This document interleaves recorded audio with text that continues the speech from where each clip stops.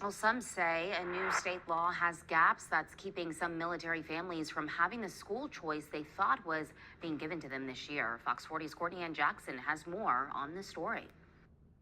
Amanda Kibble's family moved within the same school district, but zoning laws were going to force her son, who has dyslexia, to move schools. She thought this bill signing was the answer to their concerns. Allow my son to have stability and allow him to continue in the same environment with the same interventionist, with the same therapist into the next year. But then the school said, My family had misinterpreted the bill, and this was not for National Guard families. This was actually only for active duty families living in the state of Mississippi. She didn't want to accept it as the answer. Our children go through deployments, they go through transitions, they go through some, like, their parents may move across the state or they may go to a different state. So our children do face the same amount of instability, and allowing them to have the ability to stay in the school that they are growing up in, if that's what their family chooses to do, that should be one of their priorities that our state acknowledges. She enlisted the help of the Mississippi Center for Public Policy and the Mississippi Justice Institute.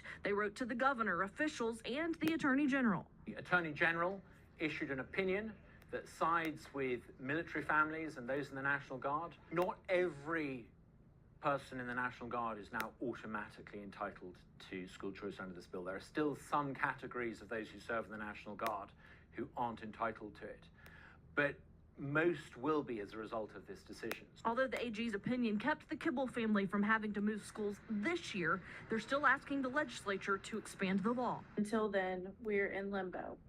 While we have won a victory, it is not complete until it is for all National Guard personnel in Mississippi. That was Courtney Ann Jackson reporting for us. The Center for Public Policy says they're hoping this will further the discussion of not just expanding public school choice to military families, but all Mississippi families.